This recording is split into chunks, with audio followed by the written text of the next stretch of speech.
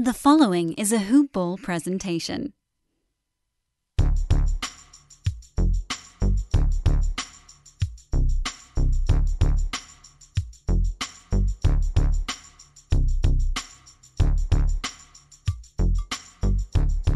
Good morning and welcome to another edition of Hoop Ball's DFS Today. This is your Saturday, April 10th edition. I am your host, Santino Saturday, and I'll be running this one solo. We have a pretty interesting docket on our hands again for another Saturday edition, 2 in a row. We have 7 games here currently as I do this very late on Friday night into the wee hours of Saturday morning. We currently only have 3 spreads, and all 3 of those spreads are double-digit spreads. With that said, it's likely that we're going to at least get a 4th spread of double digits, and maybe possibly 6 of the 7 games with double-digit spreads. 3 games that we don't have spreads for: Sixers at Thunder, Wizards at Suns, Pistons at Blazers. Those could very well all go into the double digits. And the one game that I don't expect to be in double digits, Raptors-Cavs, is the lone early game. That starts at 7:30 Eastern Standard Time. Then we have one 8:30 Eastern Standard Time game, 2 at 9, and a big 3 at a late 10 p.m. start time. Before we get into the slate, which should be fairly quick, I'm going to run down this one very quick. And I will say, I'll do it like the guy Quill in The Mandalorian. I have spoken, and this one should be fairly like 30 minutes or so. But before I get into that, I do want to throw a quick shout out to our guys over at MyBookie, simply the best sports book around. If you're not using it right now, you can you can sign up, enter the promo code HoopBall, and get half your first deposit matched halfway up to $1,000. And if you are using it, or if you aren't, also check out our Hoopball gaming division, which is crushing it right now. And then use their insights and everything and help yourself get some more money that you're hopefully getting with our insights over here at the DFS side. But yeah, let's get right into this first game. The first game I alluded to was the Raptors at the Cavs. We do not have a spread for that one as of yet, but we do have a fairly long injury report. The Cavs and the Raptors. For the Cavs, they have Jared Allen, Larry Nance, and Dylan Windler all out. For the Raptors, Freddie Gillespie, who just signed, is out. Jalen Harris is out. Patrick McCaw just got released. Fred VanVleet is out. Paul Watson is out. Kyle Lowry and Rodney Hood are both questionable. Hood is expected to play. Lowry is leaning towards playing, but still have to see on that one. Also, with the whopping spreads that I mentioned before, we have 8 teams of these 16 that are playing on one end of a back-to-back. 4 teams on the back end, 4 teams on the front end. Right now, the Raptors and Cavs are 2 of the teams on the front end of back-to-back. So that's something to keep an eye out for. Maybe Lowry sits one game, plays another one, because he is coming off a couple weeks of that foot injury. But let's get into this here. So on the Raptors side of the ball, if Lowry doesn't play, I think we can go back to Malachi Flynn. I know he disappointed in the last one. He's only 7 of 22 shooting in this last 2 games. Even with that, he still put up 29 fantasy points. He still hit value and exceeded value, even at this $600 price increase. Again, guys, just if there's no Lowry, they don't have another point guard. I know Bembry will be playing now. He's not really a point guard, more point forward, but even if Bembry plays, Malachi Flynn is still in play. And then with that said, if Lowry is also out, we can look to Bembry at 3,600 for the reasons I just mentioned for Flynn. He would be the backup Sato point guard or possibly start again and should see around 30 or so minutes. But I do like Chris Boucher. He went off in the last game. 38 points, 19 rebounds against Chicago in 36 minutes, took 24 shots. Can't expect that again. Nearly 70 DraftKings points, 69.75 DraftKings points. I don't expect him to put up another 38 and 19, but I do expect him to hit value here. He's going to be playing against a backup front court in the Cavs without Nance and Allen there, and I expect him to dominate. Again, I don't think he's going to put up a near 40-20 game and put you 70 DraftKings points, but I think he's easily going to exceed value here, knowing that they are sort of limited, especially if Kyle Lowry does not play. It kind of forces Nurse's hand into having to start him. If Lowry plays, I'm a little less or more hesitant on him, but I'm still going to play him. I think that's just a very good price tag. And yeah, those are the two guys I'm looking at the most here. You can look at Siakam again at 8-4. He's in play, but I'm not really going to go there. I like some other guys here. I think we have a lot of center options and some solid forward options on this slate in the mid-tier to low tier, and that's where I'm going to be targeting a lot. On the Cavs side of the ball, no Jared Allen, no Larry Nance. We can go back to Isaiah Hartenstein. This guy is just providing value a lot. Without these two guys, I don't like Kevin Love. I'm not going to play him. But Hartenstein's now $5K. Price is going up. But back-to-back games, over 30 DK points. He's seen 27 minutes in those two games. Yes, they were both blowouts. This might be a little bit closer. But even still, he's getting double-digit rebounds every time he sees over 25 minutes. He's scoring the ball pretty well. I would expect another 30 DK points if he plays 25 minutes. He's a very good point-per-minute guy, and the Raptors front court isn't anything to be scared about. He would be my favorite play on this team. And outside of that, I wouldn't mind looking at some Colin Sexton. I don't know how much exposure I'll have to him, but I think this is a pretty good matchup for him, especially if Kyle Lowry doesn't play. Then it's just backups at the guard position. Gary Trent, none of them are really known for their defensive tenacity. And if Lowry does play, he might be a little bit limited also. So I think $7,500 for Sexton, who's been scoring the ball very well lately, is a pretty good price tag.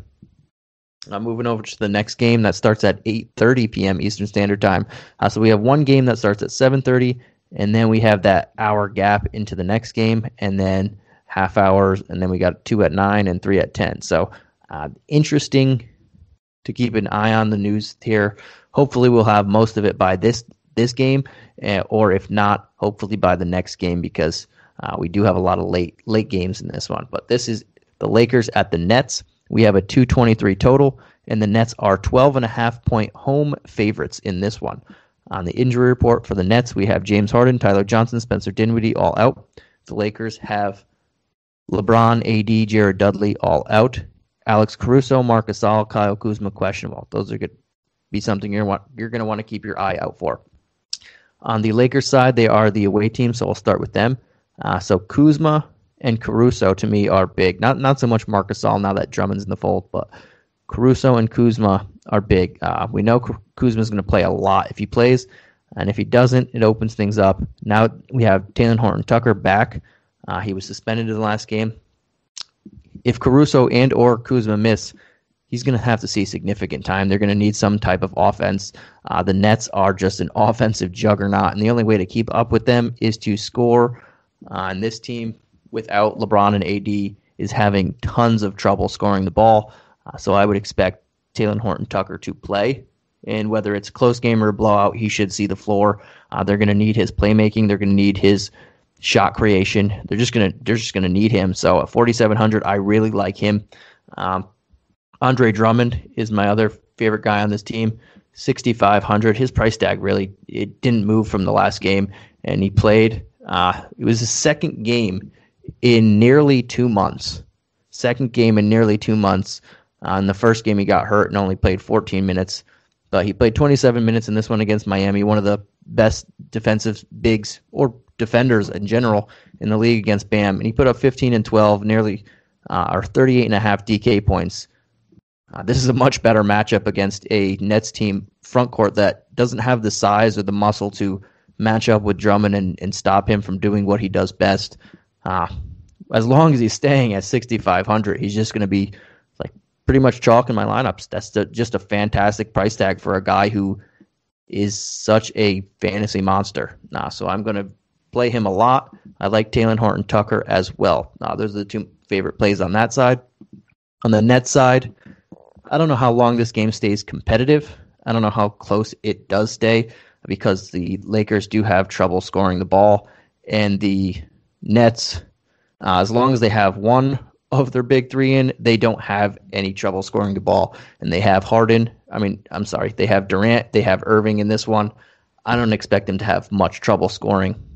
I'm probably going to lean away from rostering Kyrie and Durant. Durant's probably going to be on a minutes limit. This game looks like it's going to get out of hand very quickly, so there's no need to rush him in. Irving, he's teetering on the line for me, but being 10-4, he's a hefty price tag now, and I don't really want to pay that. Don't blame you if you did. If LeBron was playing this game, I think Irving would want to do a little bit more. But I don't know how long this game stays competitive, so I'm leaning more towards Bruce Brown at 4.9. He should still see a solid amount of minutes, and I like Nick Claxton at 3.3. His minutes have gone down, which is certainly expected now that they have DeAndre Jordan, who's really not playing anymore either. But they have LaMarcus Aldridge, who's starting. They have Blake Griffin. They have Jeff Green. They're all getting big minutes at center, and now they have Durant to take more minutes at power forward. So I don't know how many minutes Claxton sees, but the blowout potential in this game says he should see 18 to 22, and at 3,300 makes very good value here. I just don't like. I don't know how close this game stays, especially since they're home. That I don't want to spend 10-4 on Kyrie, but if you went there, wouldn't fault you for it because it's still in or against LeBron's team, and he's gonna give a little bit extra here for however long he's out there for. The next game on the docket is a game that starts at 9 p.m. Eastern Standard Time. It is the Sacramento Kings at the Utah Jazz. We do have a spread for this. The Jazz are 11.5-point home favorites, and of the three spreads that I currently have, this is the highest at 231. On the injury report, we have the Kings just have Marvin Bagley as out. The Jazz have Udoka Azubuike out, Juwan Morgan probable, and Jordan Clarkson as doubtful, not looking likely to play. On the Kings side, we'll start with them since they are the away team. I am not really leaning towards playing anybody in this particular matchup. I think it's going to stay slightly closer than the score indicates, and if it doesn't, then you got blowout run for most of these guys. I think Luke Walton's just going to keep them on the floor for the majority of it and let them rack up garbage time points, but I just don't like the matchup. They've been playing pretty bad. I think all their price tags are fair. And this matchup means I don't want to go there with fair price tags. I think we have some solid alternatives. So I'm not going to have much exposure to the Kings unless things change on the injury report, which I do expect to happen throughout the slate. It's the way Saturday goes. You see all this with the double-digit spreads, possibly 6 of the 7 games with double-digit spreads, and 8 teams on one end of a back-to-back. You can expect some people to try and get their guys some rest in this one. Because we do have a lot of really good teams against a lot of really bad teams in this for 2 Saturdays in a row, and it's crazy. So last Saturday we had a lot of news that shook up the entire slate, pretty much what I was saying on the podcast, and then all of a sudden it happened, and everything I liked kind of they either stayed or just differed because so much changed that we didn't see, and I expect that to happen. But if everything stays kind of normal, I'm not going to really touch Sacramento unless people on the Jazz just suddenly aren't playing. On the Jazz side, though, I do like Donovan Mitchell. 87 or 8,800, I think that's a fair price tag. He's been playing very well lately. If this game can stay close, which I think will be more competitive for the most part, and if he can play 30-plus minutes, I think he will extend his streak to 3 straight monster games because he had 2 back-to-back where he scored 41 and 37 actual points. He's going against the Kings, who are the worst in the league, or I should say the best in the league to opposing shooting guards. Donovan Mitchell is primed and ready for another really good matchup here. And Joe Ingles is another guy I'm looking at. With Jordan Clarkson doubtful, I think you can look at Ingles again. He's going to get extra minutes, going to be the lead guy off the bench. pretty much the only offense off the bench. And at 5,400 against this type of matchup, especially if you think he's going to get a little bit extra run at the end of the fourth quarter or so, 5,400 is not a bad price tag to go for a guy who can shoot lights out. And then we have the next game, the next game at 9 p.m. and the last game at 9 p.m. is the Philadelphia 76ers at the Oklahoma City Thunder. The Sixers are on the back end of a back-to-back, so we don't have an injury report for them. And the Thunder have a long list. We have Lou Dort out, Josh Hall, Darius Miller just got released, Mike Muscala, Isaiah Roby all out. Ty Jerome is available. Darius Bazley is probable. And for some odd reason, they have Al Horford as available. On the official injury report, I don't know why, but we know that he got sent home, so that just seems very weird. But just letting you guys know, it says Al Horford is available for this one. And I would assume for the Sixers, we can just go with Joel Embiid is questionable. This is the second game of back-to-back, so I expect him to sit. And George Hill is out. He doesn't have a timetable to return. We'll start with the Sixers. They are the away team. I wouldn't mind Joel Embiid at 10K in this matchup. I just don't think he plays. So I'm under the assumption that he's not going to play, and the people I'm going to look at are Tobias Harris at 8-1. I think it's a little pricey. I like other options around there, but he's one of the guys that is in my player pool. Without Joel Embiid, this is a good matchup for him. He should get extra shot attempts, and this is a matchup where he can even play the three because the Thunder play Pokemon a lot at the three. If they needed to go big, Tobias Harris is going to play either forward spot, maybe even a couple center minutes, whatever the case is, but he's going to be playing a lot as long as this game stays close. The next two options are right behind him. I like Dwight Howard at 4-7. I expect Joel Embiid to sit. Dwight Howard should play nearly 26 to 30 or so minutes. Anytime he does that, he's a double-double threat. 4,700, a double-double, is going to bring back value. And then he gets a couple blocks, a couple steals. I think value is very easy for him to hit in this matchup, assuming Joel Embiid sits. Then Danny Green. You can shoot, you can score on the Thunder. They're pretty good defensively, but they don't have Pokemon is big and lankier. And while he is, I think he's going to be very good. Right now, it's a little bit of a mismatch for Danny Green. He can find some open shots. And at 4,600, with no Joel Embiid, there's more shots to go around. So I like those three guys right there in that back-to-back-to-back, right underneath each other.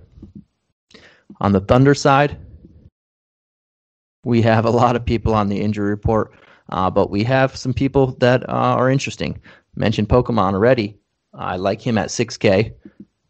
He's going to play regardless of the score, and he's been hit or miss lately in the 20s. He had a game in the 40s and mid-30s. So I like him more so in cash if you just want a sturdy guy. Not the huge upside in this matchup, but he gets hot, and I think he's a solid play here. It's not a matchup that really scares you. He has the size advantage against most small forwards. I don't think any small forwards is as tall as him. He can dribble. He can shoot off the dribble. And then a couple other guys I like. Darius Bazley. He's probable for this one. He's only 5,500. He might get his spot back in the starting lineup as a starting power forward. I don't know how many minutes he's going to have. That's something that we'll find out tomorrow. But assuming he's ready to play, it was his shoulder. It's not a lower body injury, so he could have stayed in shape.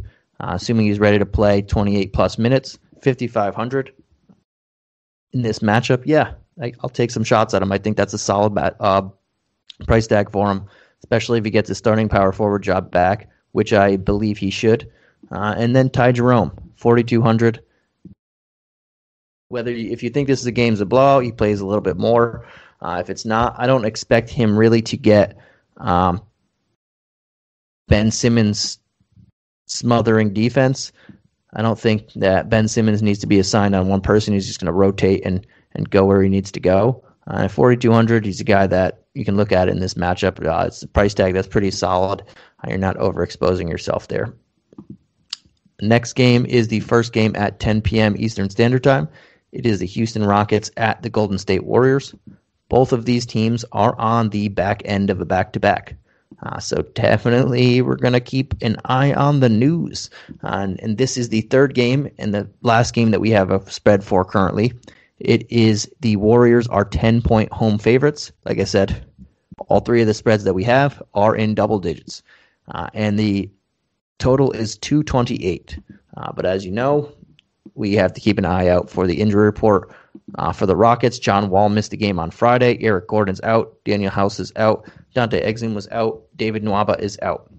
We'll keep an eye on John Wall. He should be playing in this one. He rested, so he should be good to go on Saturday. But then we have to keep an eye out for Christian Wood, maybe Kevin Porter, maybe one of their veterans gets a day off or so. Is QuickBooks slowing your business down? Do you have challenges managing inventory, project profitability, or just getting paid fast enough? Get your business to a better place and graduate to NetSuite today. Stop paying for multiple systems that don't give you the information you need when you need it. Ditch the spreadsheets and all the old software you've outgrown. Now is the time to upgrade to NetSuite by Oracle, the world's #1 cloud business system. NetSuite gives you visibility and control over your financials, HR, inventory, e-commerce, and more. Everything you need, all in one place, instantaneously. Whether you're doing $1 million or hundreds of millions in revenue, save time and money with NetSuite. Join the over 24,000 companies using NetSuite right now. Let NetSuite show you how they'll benefit your business with a free product tour at netsuite.com/info. Schedule your free product tour right now at netsuite.com/info, netsuite.com/info. It's just the Rockets. They change things up a lot, and Wood would be the guy that I'm looking at is if he sits or not. And then as I'm speaking right now, they are currently in the second half, I think deep in the second half. Yep, fourth quarter, midway through the fourth quarter. So maybe something happens between now and then that somebody has to leave. So a lot of variables in that one. But as of right now, I like John Wall at 7,900. I think it's a decent matchup. He should be fresh. He should be well rested, ready to go. And anytime he's playing, they need a lot of usage from him. There's potential for even more usage depending on if someone misses the game. But last game he took 23 shots. I would expect him to take about 17 plus shots in this one, take a lot of shots. He's going to be going against Curry. It's probably one that he wants to show out for and prove to himself and others that he's still one of the best point guards in the league. So I think he takes that personally, and I really like him in this matchup at 7,900. Another guy I'm looking at, Kelly Olynyk, more so if Christian Wood sits, because then that's just a big boost for him. But if not, 6,200. Sometimes the Warriors do like to play small. He can play both center and power forward either way. But 6,200 is not a bad price tag for a guy who has shown the ability to top that. The last couple games, he 46, 30, 45. Even his 30 is bringing back value. So I like him there to bring back value again. On the other side of the ball, the Warriors, will have to keep an eye out for Steph Curry. It is the back end of a back-to-back. He was coming off that injury. They rested him last time, so we'll see about that. But Juan Toscano-Anderson missed the last game. Eric Pascal, Gary Payton II, we're all out. But if Curry does play, I like him. 10-1, he's my favorite of the high-price guys. One of the two. Him and the guy in the last game I'll get to, but I think Curry would be my favorite. I don't think this game is a 10-point spread. The Warriors aren't really blowing people out. Yes, the Rockets aren't the greatest, but now that they got a couple veterans in their lineup, they've been pretty competitive. So I don't necessarily see this game as a blowout. And if Curry plays, I think he's going to play the majority of the game. 10-1, fantastic matchup. No one really scares you on the Rockets. They play fast, they play loose, they play bad. So I really like Curry here. 10-1. You get a discount from some of the other guys over 10K, and you have more of a, to me, I believe this game is a little bit safer from blowout territory. But we'll see what the injury report has on both of these teams. Outside of Curry, I also like Draymond Green. pretty similar. The Rockets are just a bad defensive team. You can pile up fantasy points against them. Like, they play like the Wizards, who we'll get to later on. Fast, loose, and they give up a lot of points. So a lot to like there for Draymond Green. And then James Wiseman, 5,100. We saw him get a nice double-double in the last game, which, haven't said that. 13 points, 10 rebounds. He played 25 minutes. He started 8 straight games now. If that continues, this is a good matchup to take advantage of again. Only 5,100. He's teetering on the inside of my player pool because I do like a lot of cheap center options that I'll get to even more so, but he's one of them that can be in there. And then the next game is the second game that starts at 10 p.m. Eastern Standard Time. It is the Detroit Pistons at the Portland Trailblazers. We do not have a spread as of yet. Both of these teams are on the front end of a back-to-back, so that's something to keep an eye out for. We do have an injury report for both. I mean, not for the Blazers, but we do have an injury report for the Pistons. Wayne Ellington, Jeremy Grant, Rodney McGruder all out. Mason Plumlee is questionable, and I expect him to miss this. Dwayne Casey said he has to go through a lot of protocols, and he does not have a timetable for him yet to return. Maybe that means he just doesn't know where he is currently. No one told him, and he returns tonight, but that sounds like he's not going to be able to play here. On the Blazers, we don't have anything, but Jusuf Nurkic was ruled out for injury management. So, big news there. Everybody else, assuming, is good to go. We'll start with the Pistons. And again, we don't have a spread, but this could very easily be another double-digit spread with the Blazers being the home team. We'll start with the Pistons since they are on the away. And I like quite a few people in this matchup. Both sides of the ball I think this is the game that I like the most amount of people. I think there's a lot of solid price tags here. You can go in multiple different directions, and I think most of these people are going to bring back value. Hamidou Diallo is the first one I'll go with at 5K. You see him and Josh Jackson. I don't mind Josh Jackson either, but I like Diallo a little bit better because he does have that rebounding, and he tends to get some defensive stats as well when he's not scoring the ball. Last two games were underwhelming, but at only 5K in a solid matchup, I think he's going to see more than 17 minutes. The 17 minutes that he's seen in the last two games, I think it jumps back up. I mean, there's no Jeremy Grant, so it stands to reason that he would see more minutes. I know 17, that's what he saw in the last two without him. I'm not sure why that is, but I expect that to climb back into the high 20s. And at 5K, very good price tag. Second guy I like, Isaiah Stewart. Mason Plumlee, I expect to miss. Means Isaiah Stewart's going to draw another start at only 4,500. He gets the Enes Kanter defense because Jusuf Nurkic is out. He had himself a 16-point, 13 rebound, 4 assist, double-double in the last game in 33 minutes. I expect him to play near 30 minutes again. And this is a very good matchup to take advantage of. And at only 4,500, he's one of my favorite value plays of the night. Oh, sorry about that. A couple other people I like. A lot of their point guards. Corey Joseph. Just saying his name, I'm like, ugh. But Corey Joseph, he's just playing. He played 32 minutes in the last game. I don't expect him to do 10 of 14 again. Maybe he doesn't play 32 minutes again either, but he dropped a career high of 24 points. Best game that he's had in I don't know how long, but 24-7, maybe ever, against his old team in Sacramento. Not going to put up 40 DraftKings points again.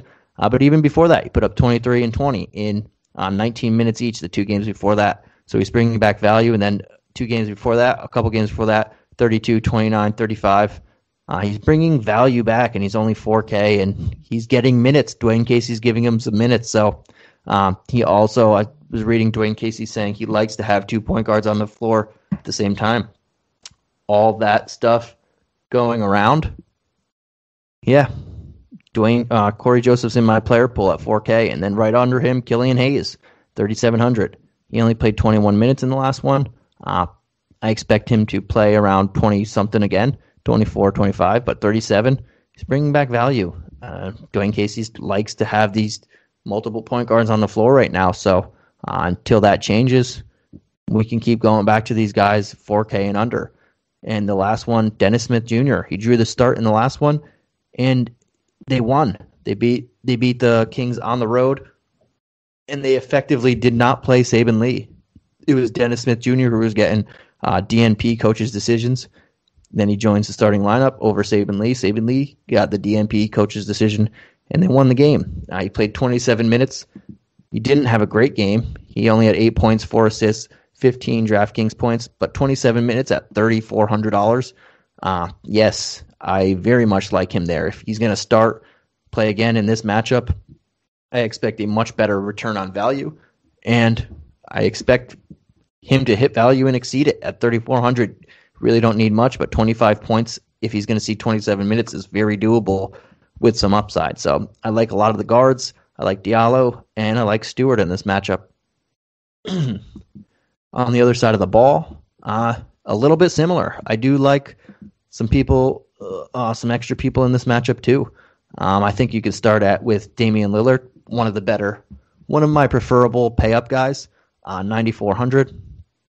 You're getting Dennis Smith Jr., Killian Hayes, Corey Joseph, 3 people who aren't the greatest at defense. So Damian Lillard can have his pick of the litter. And without Nurkic, hopefully the game stays a little bit closer. So I like Lillard here to just have his way and do what Lillard does in this type of matchup. Also, Enes Kanter at 5,900. Gotta love him. Under 6K, no Nurkic. He's going to start. Should see about 30 minutes as long as this game just doesn't go a massive blowout. Very good price tag. One of my favorite mid-tier guys on the slate. Robert Covington. No Nurkic means he gets more minutes at center as the backup center. He's 5,700. Very good matchup. There's also no Grant, so no starting. They have no Grant, no Plumlee, no starting front court on the other end. He's going to see more center minutes. It's a matchup that he can easily thrive in. Norman Powell also, 5,500. Pistons can give up a lot of wide open shots, give up a lot of points. Powell gets hot in a moment's notice, so another very good matchup. This is just a game environment that I like on both sides of the ball. Pistons are missing a lot of their big juice and have a lot of value with their backups getting more minutes and starts. And then there's no starting center for the Blazers, and they're going up against a team that is missing a lot of their best defenders. DeLone Wright's not on the team anymore. Grant's not playing. Mason Plumlee likely isn't playing. A lot of value in this game. And then I'll jump on over to the last game of the night. We have the Washington Wizards at the Phoenix Suns. The Wizards are on the back end of a back-to-back, so we'll have to keep an eye out on the injury report for them. Bradley Beal's been dealing with a hip injury. He played the last couple games. He played on Friday as well. But back end of a back-to-back might not be able to go for that one. Daniel Gafford is out. And then we have Thomas Bryant out as well. For the Suns, we have an injury report here. It's just Abdel Nader is out. We do not have a spread for this one, but I also, as I've been alluding to, I expect this one to definitely be double digits. The Suns are one of the best teams in the league. They're at home. They're playing the Wizards, one of the worst teams in the league. Put 2 and 2 together, probably 12-point spread. Maybe even 13. But we'll see exactly what Vegas says when this line comes out. We'll start with the Wizards. They are the away team, and as I alluded to, we got to keep an eye on Beal's status, and hopefully we get it before 9. He's playing tonight. He played tonight, and the game is close against the Wizards. Right now, there's 30 seconds left. It's a 1-point game. Bradley Beal played 29 minutes. Is he okay to play tomorrow, though? That's the thing. The hip injury on the back end of a back-to-back is going to be a big thing there. But if he doesn't play, or if he does play, if he doesn't play, I think Westbrook gets a little bit of a boost, and Westbrook's just bringing back value a lot. He's scoring a lot of points, even though he's not doing, even if he's shooting bad from the field, he's still doing his triple-double self. I think he can still put up a triple-double in this tough matchup against a slower-paced team and against one of the best defenses in the league. He gets a little bit of a bump if Beal misses, but they also run the risk of getting blown out if Beal misses and limiting his run. So I'd rather have Beal playing and keep this game as competitive as it can for as long as it can than if Beal misses and he gets extra usage, but they just get blown out. So I'm hoping Beal plays in this one. And then Westbrook makes for a better GPP play as well because people are going to see Beal and see his exorbitant 10.9 price tag and not really want to go there. Outside of him, I think Davis Bertans, who is also coming off an injury, a couple games back now. So we'll have to keep an eye on that. But he's been shooting the ball great lately. He's been shooting like his normal self. He played 27 minutes on Friday with a couple seconds left. Didn't shoot great, only took 5 shots, but before that, the couple games before that, doing pretty well. And at only 4,300, you can see him getting extra shots in this game, seeing them being down and taking a bunch of shots. And another guy, strictly GPPs, don't love him. Just want to mention it. Alex Lynn, the revenge game narrative, played for the Suns. They need a big body in this matchup, so I'm just going to mention him in there. Don't love it, but it's worth throwing that out there. But on the other side of the ball, the people that I like, Devin Booker. Guy's been hot lately, and this is a matchup that suits his skill set to a T. He's starting to turn it on in the Wizards style of play, being fast and extremely loose. He can show off his diverse offensive repertoire in this matchup, and I think he will. So I really like paying near 9K for him. I know it's dropped a little bit in the last couple games, from the last couple games, but as long as he can see 30 minutes, this game stays close enough where he sees 31 minutes, I think he's going to take a bunch of shots and just cook in this matchup. Outside of him, DeAndre Ayton at 6'7", not one of my. I mentioned a couple centers in that price range. He would be a little lower than a Drummond or a Boucher, but the Wizards can't stop anybody in the front court. They can't stop anybody at any position, but their center position is just brutal.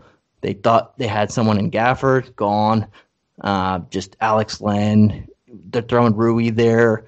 Robin Lopez. They just don't have anybody that can stop anybody. I know DeAndre Ayton's been super disappointing, and that's why I don't like him as much as the other guys. But if you're going to put in DeAndre Ayton at any type of matchup, this is one of those matchups that you throw him in there and let him hopefully do work. But I do see the cause for concern on that one because there are other options, and he is DeAndre Ayton. And also Dario Saric, 3,600 backup center. This game could easily get out of hand very quickly, and Saric could play extra minutes. And for all the reasons that DeAndre Ayton makes for a solid play, because they can't stop anybody, Saric does too. He's going to play power forwards, backup center, and 3,600, if you're just throwing darts out there late for a big guy, he makes sense. All right, guys. Before I head on out of here, we'll throw out some of my favorite plays at each tier. We will start with the high price guys, the expensive plays. I think my two favorites are in that under that 9K and that 8K range with Donovan Mitchell and Devin Booker, who I just mentioned. I think both of them are going to. The only thing that'll stop them from having big games is the scoreboard keeping them on the bench because the game gets to be a blowout. And that's something that we're going to have to live with on this slate with 3 games already in double digits out of the 3 spreads that we have, and possibly 6.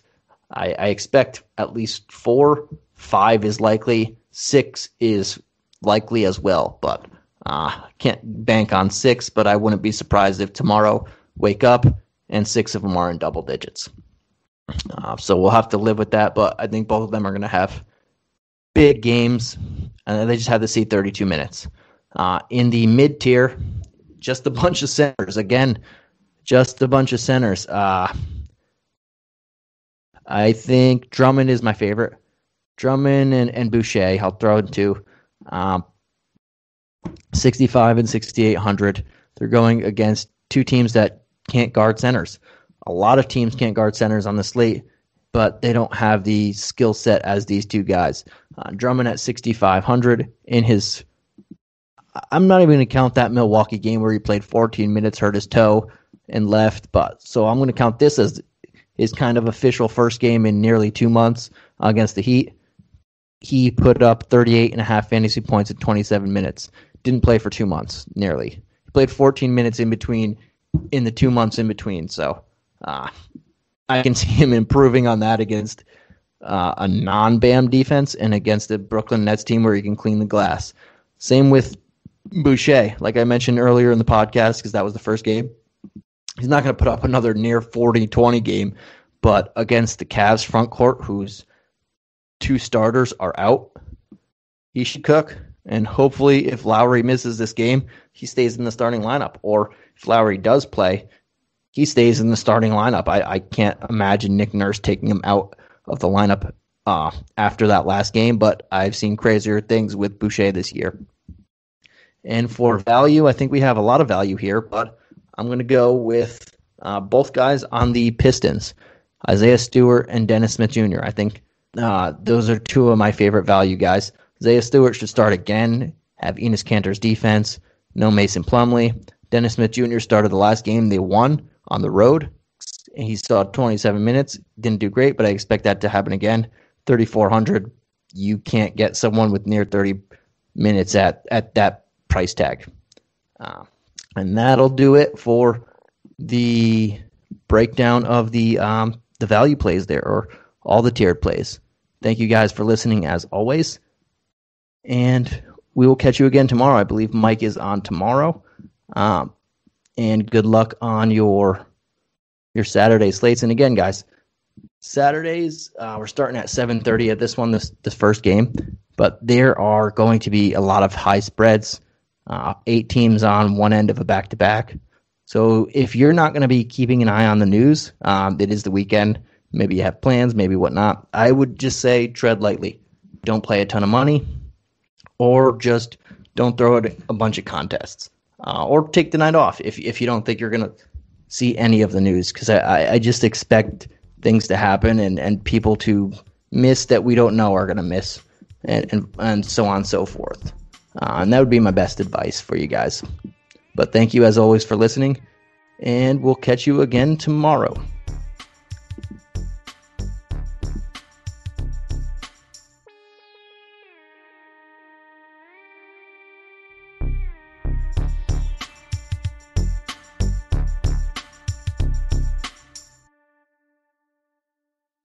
This has been a Hoop Ball presentation.